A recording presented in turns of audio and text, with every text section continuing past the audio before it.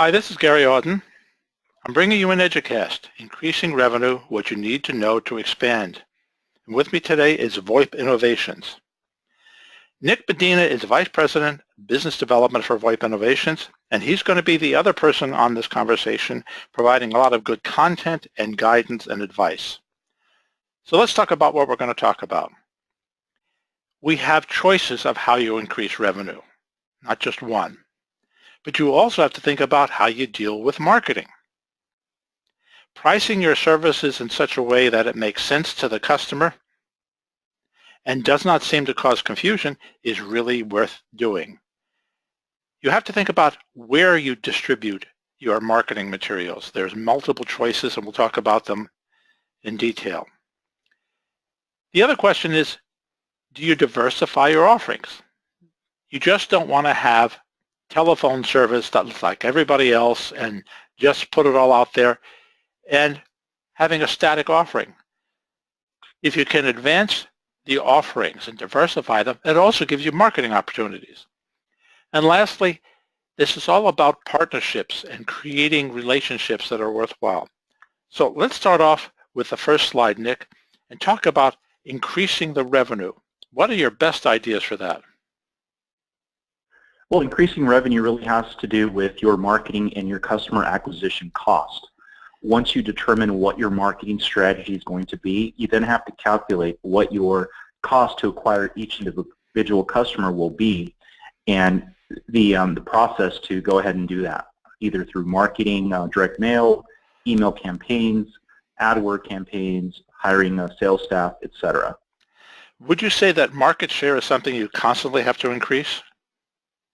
You have two choices. You can either increase market share or you can increase existing customer revenue. I mean, those are basically the only two that I know of that you can work on.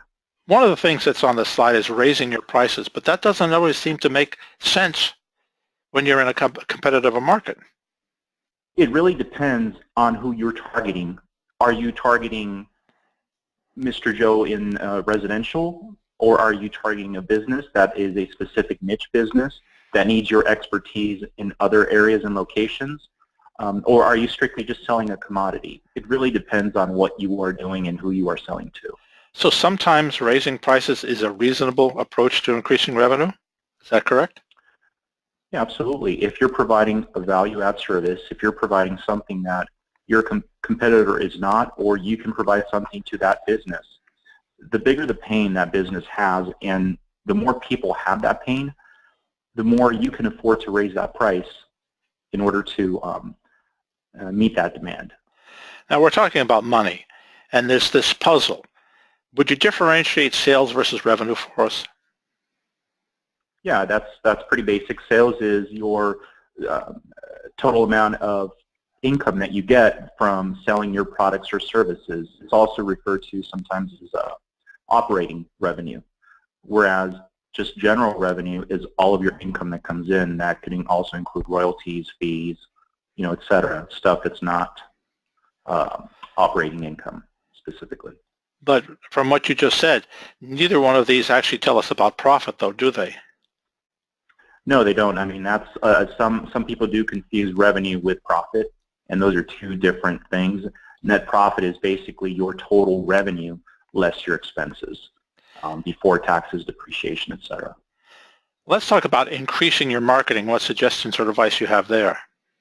Really, whenever we roll out a new marketing campaign or do anything that we don't know whether it's a proven method or not, it's always a good idea to do some type of A/B testing.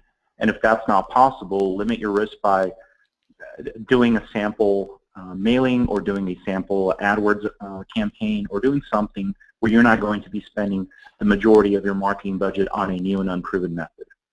Is trying to track the ROI against your marketing somewhat difficult to do, and is it sort of delayed rather than happening right away? Yeah, I mean, it really depends on what you're trying to accomplish with your marketing. I look at marketing in two different aspects. There is your direct marketing where you can measure the ROI, such as your AdWord campaign. And you can go into Search Console and you can look at the conversion rates, and you could do the same thing with mailers to a certain degree. If you used 800 numbers and you track the number of calls that come in through that, you could do the same thing with sales and things like that based on what their close ratios are and what you're paying in salaries and commissions. So there are ways to track that. However, there are some other marketing things which make it a little bit more difficult, which I call billboard advertising.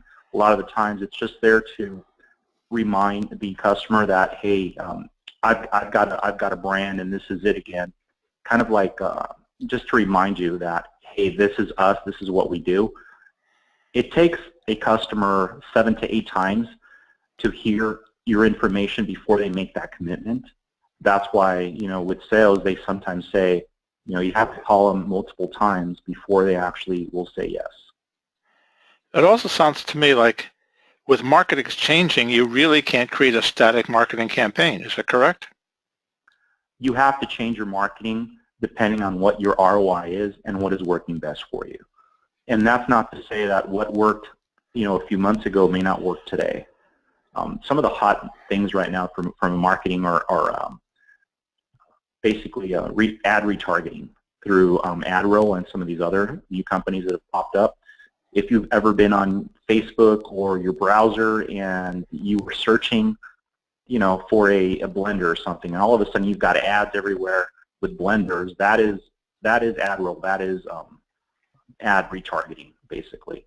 And so that's some of the newer marketing stuff out there, but there are quite a few different things out there that provide better ROI than traditional marketing venues.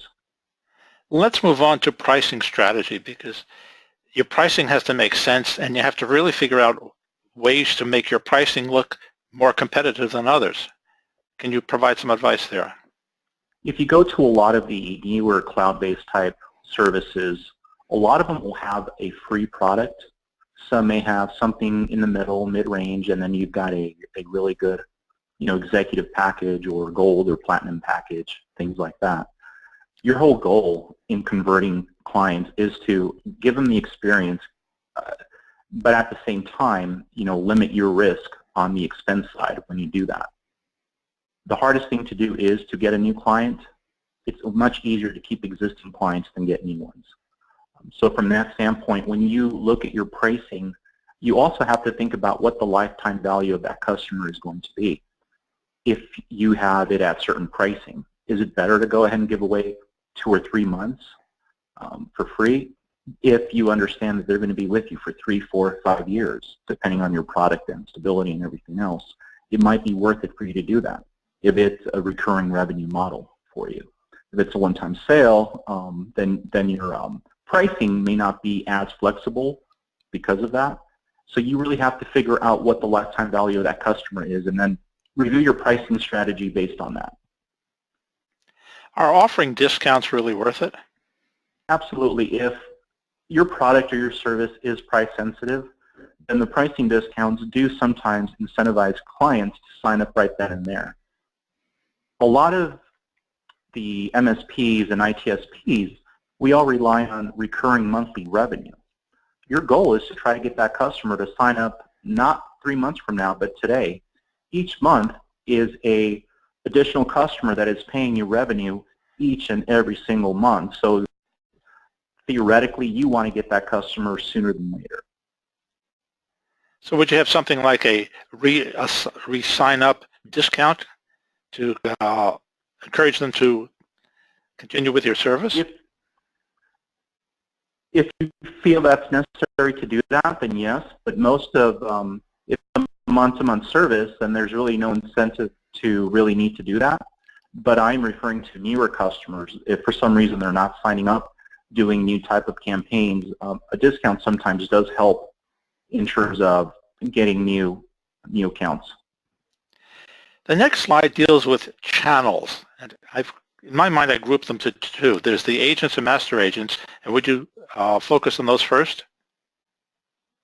Yeah, I mean, if you have a unique product or a service, then a lot of the times you can go to some of these master agencies that represent several, sometimes dozens or hundreds of carriers and different products and services. they in turn have multiple agents that sign up underneath them, and the reason they do that is they have committed to higher volume than an individual agent would. And so that is one strategy that you can actually approach some of these master agents if you're, if you're ITSP or you have a unique product offering or something to that degree, then you can probably do that. Or you can actually go to some of these agencies and provide additional revenue streams for your ITSP, which you may not necessarily want to do the infrastructure for as well. So there are multiple ways of generating additional revenue. Now the next item on the slide here is affiliate programs. What are they? Basically the same thing as a individual salesperson or a website. Basically the way this works with the affiliate programs is there's multiple websites and there's multiple people out there where if they sign up, you pay them a commission. They either have a company or it's an individual, and then you either provide a residual commission or a one-time payout depending on what your model looks like. Now the next group is affinity groups. That's different than affiliate, isn't it? An affinity group is someone like perhaps a franchise or a church or someone that has a large membership where they can actually go ahead and pitch your product or provide it to their entire members, either through a fee or a discount, and they in turn they either resell the product or they get some type of commission for it. Let's move on to diversifying your offerings. And to me, that's important to keep the customer thinking about what I'm offering, but what's the value to you? You always want to diversify your offering based on what the customer needs are. Whether in business or residential, customer changes their needs, on a monthly or even yearly basis, depending on what that product or service is. You always have to think ahead. At some point, dial-up was no longer a viable product. High-speed internet became that product. As new technology emerges and things like that, maybe it'll be fiber, maybe it'll be, who knows, internet over power or something like that, and that'll basically transition the entire industry. You've got to figure out, and you've always got to be adding additional streams of revenue so that you just don't rely on one product or service. You risk commoditization, and you also risk irrelevancy for your service. Are you saying then this helps me with customer retention as well as increasing revenue? Yeah, absolutely. You always want to be the person that can solve problems for your customer. As most ITSPs are smaller in size, they're not necessarily a big 800-pound telco. And so you want to make sure that what you're offering is better customer service, a better relationship, a better understanding of what those customer needs are. What do you mean by cannibalization of revenue? Basically, that could be the reduction of your pricing. You basically are offering, phone service for $25 a month. The market out there is starting to shrink, so you actually come out with more products and services along the same lines, and so a lot of the times they may want to downgrade because the product offerings that you are providing really don't have that much of a differentiator from the other markets or the other services that you provide.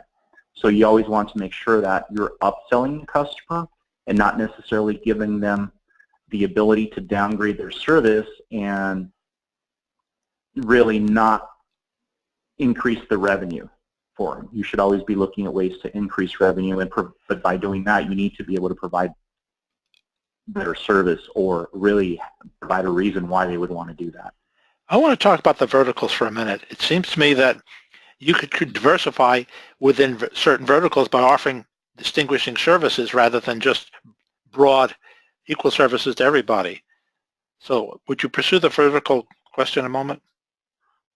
Yeah, what I really like about verticals is that it reduces your customer acquisition costs. in the sense that you know exactly who you're going after, you know exactly what their pain points are, and you can then figure out what products and services will best fit their needs, and you can actually do research on doing best in class for what those problems and issues are.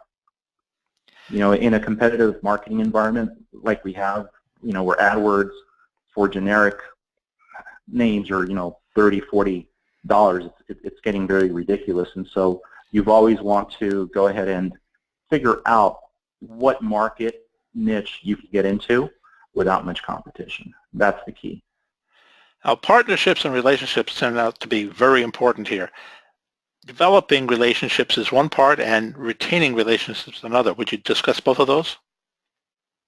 Yeah, absolutely. And the reason you want to go ahead and have relationships, first of all, is for the very reason of leverage. You as an individual business owner can't do everything. You can't get on the phone, you can't make sales calls, you can't really grow your business without relationships. So relationships are leverage. By doing this, you can actually go ahead and grow your business and focus on the core competency that you want to focus on.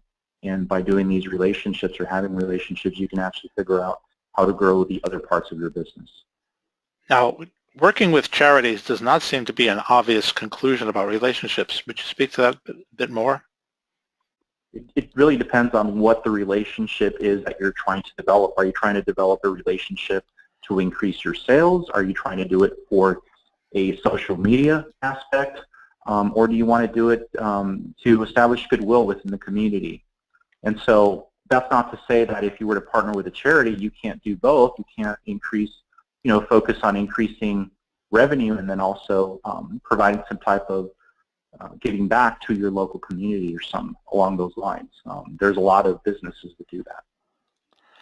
I've seen a number of your EDUcasts we've done together and a lot of your blogs. It seems like you believe in offering advice and guidance rather than just lots of website sales pitches. Is that correct? Yeah, I mean, a lot of the times our customers will call in and they'll know that we are industry experts within the VoIP, and they'll ask us for recommendation on other products and vendors within that. And that's what you should do as a business owner. You shouldn't always say, hey, we don't have that product or we do that.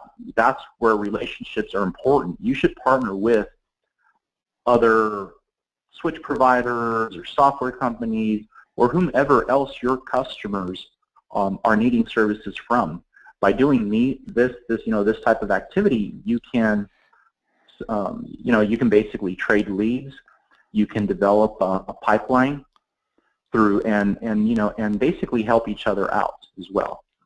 So it's always important to develop those relationships as well. I'd like to point out that VoIP Innovations has done very well as a business. As you can see, a number of awards here year after year after year. As a working company getting awards for products, their growth is fast, and the information they offer is quite extensive. And some of the places you might go, they have a blog at telecomreseller.com, plus their own site. They have videos, they have white papers, podcasts, and now they have the EDUcast to offer you more guidance as well. Other sources of information are these 6 here, where they provide lots of information available to you. If you're interested in contacting them, right, this is their contact information. And if you want to become a customer today, go to this URL. I'd like to thank you very much, Nick, for this enlightening presentation. Thank you once again, Gary. Always a pleasure.